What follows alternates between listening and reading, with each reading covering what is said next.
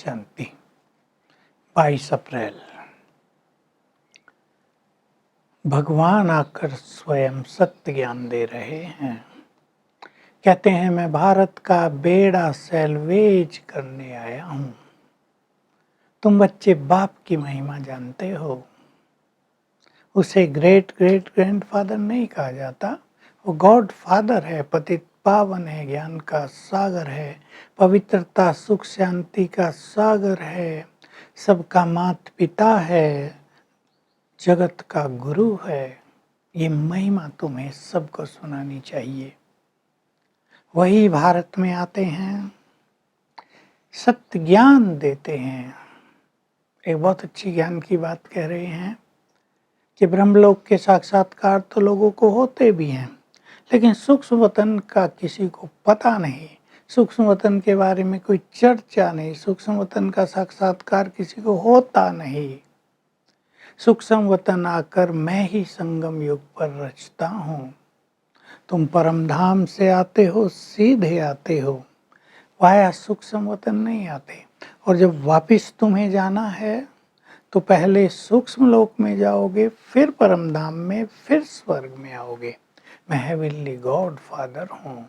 तो बाबा कह रहे ये भारत बहुत महान देश है, ये अविनाशी देश है, ये स्पिरिचुअल देश है, स्पिरिचुअल लैंड इसको कहते हैं। इसका कभी विनाश नहीं होता है। यही स्वर्ग था। हिंदुस्तान नाम तो बाद में पड़ा है, इसका असली नाम तो भारत है। ये महान भारत, भारत भूमि पर ही मैं आता हूँ। तो आज बाबा बार बार एक शब्द बोल रहे हैं, भारत का राइज और भारत का फॉल, भारत का उत्थान और भारत का पतन। कितना कितना समय रहा हम सब जानते हैं, 2,500 साल की बात है। भारत का उत्थान किसने किया और पतन किसने किया? भारत देवी देवताओं की भूमि है, ये भगवान की जन्म भूमि और कर्म भूमि है। यहीं भगवान के भी कदम पड़ते हैं, उसकी दृष्टि पड़ती है, और देवी देवताओं का तो यहाँ पर वास ही होता है। तो भगवान यहाँ स्वयं ब्रह्मा तन में अवतरित होकर भारतवासियों को पुनः मनुष्य देवता बनाते हैं। क्योंकि देवता भारत में ही थे, वो और धर्मों में नहीं थे। बौद्ध, मुस्लिम, क्रिश्चियन ये धर्म सब अलग हैं, लेकिन भारत में आदि सनातन देवी देवता धर्म था। तब भारत का राइज था, यानी उत्थान था। एक बात बीच में बाबा ने और कह दी, श्री कृष्ण को भी लोग भगवान कह देते हैं, पर श्री कृष्ण राधे तो छोटे प्रिंस प्रिंसेस थे। बड़े हुए, स्वयंवर हुआ, तब उनको बच्चे हुए, लक्ष्मी नारायण के बच्चे, तब उनको 2 बच्चों के माँ बाप कहते थे। वो जगत के माँ बाप नहीं हो सकते, इसलिए उन्हें भगवान भी नहीं कहा जाता। तो श्री कृष्ण सतयुग के शुरू में जब भारत का राइज था, धीरे धीरे कलाएं नीचे उतरी। द्वापुर से रावण आ गया, रावण के कारण गिरावट हुई। बहुत ही बड़ी सुंदर डीप फिलोसॉफी है, पतन कैसे कैसे हुआ। तो बहुत ही गहरी फिलोसॉफी है। तुमने राज कैसे लिया, कैसे गंवाया, भारत का पतन धीरे धीरे कैसा हुआ। देखो आज भी बहुत लोग कोशिश करते हैं भारत में ये उत्थान हो, ये अच्छी चीज हो जाए। प्रधानमंत्री भी करते हैं, शुरू से करते आए। उससे पहले अनेक राजाओं ने, सम्राटों ने उत्थान का मार्ग निकाला, लेकिन हुआ क्या? दिनों दिन पतन हुआ।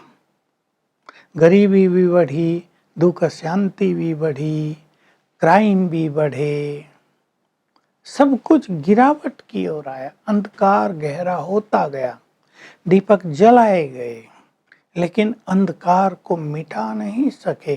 क्यों हुआ ये सब? इस पर बाबा गहरी रोशनी देते हैं। सतयुग में आत्माएं भी परफेक्ट तो प्रकृति भी परफेक्ट, सतो प्रधान। आत्माओं की कला धीरे धीरे नीचे उतरी। कला माना डिग्री ऑफ पावर, जैसे बैटरी डिस्चार्ज होने लगती है, परसेंटेज डाउन होने लगती है, तो जैसे जैसे डाउन हुआ, अब आप सोचो सतयुग के एंड में आ गए, अब त्रेता प्रारंभ हुआ। तो जो आत्मा की डिग्री रह गई उस अनुसार प्रकृति भी सतो बन गई, थोड़ी गिरावट आ गई। त्रेता का एंड आ गया, कलाएं और कम हो गई, प्रकृति भी अब रजो हो गई। द्वापर शुरू हुआ, रजो हो गई। अब देखिए रावण शुरू हुआ, मुख्य बात, रावण माना काम क्रोध लोभ मोह अहंकार। फिर ईर्षा द्वेष शुरू हुए, तेरा मेरा, नफरत घृणा वैर भाव, लड़ाई झगड़े हुए, क्राइम बढ़ा। तो सबसे ज्यादा पतन के जिम्मेदार हैं ये मनोविकार। अब भी सभी समझ सकते हैं, जहाँ काम क्रोध लोभ मोह अहंकार है वहाँ कितना पतन है।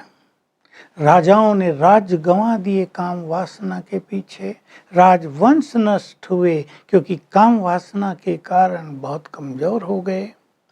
अब भी आप देखते हैं काम वासना, सेक्स लस्ट, कितने केस हैं, हजारों केस सारी दुनिया में रोज रेप के हो रहे हैं, हजारों। सबसे ज्यादा अमेरिका में, भारत में बहुत हो रहे हैं।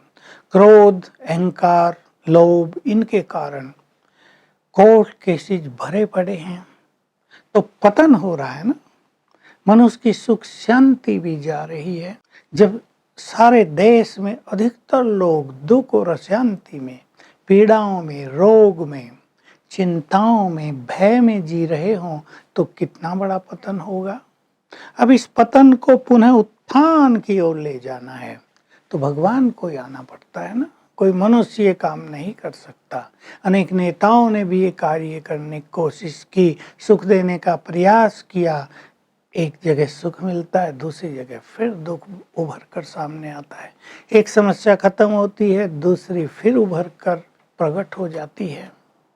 तो हम सभी को ये पता हो, भारत का, विश्व का उत्थान परमात्मा ही आके करते हैं।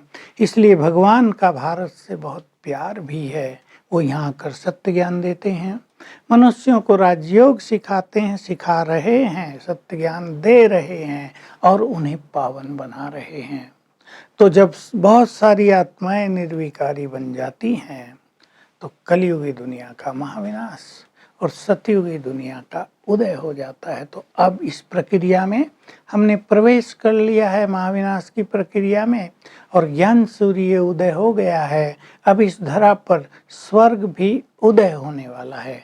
तो पतन के दिन समाप्त हो रहे हैं, उत्थान प्रारंभ है सूक्ष्म रूप से, स्पिरिचुअली।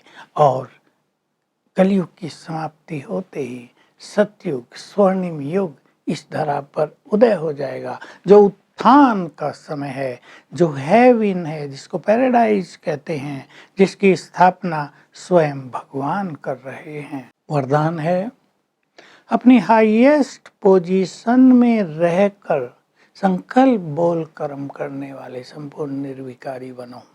संपूर्ण निर्विकारी वो है जिसके अंदर कोई भी विकार का अंश न रहे।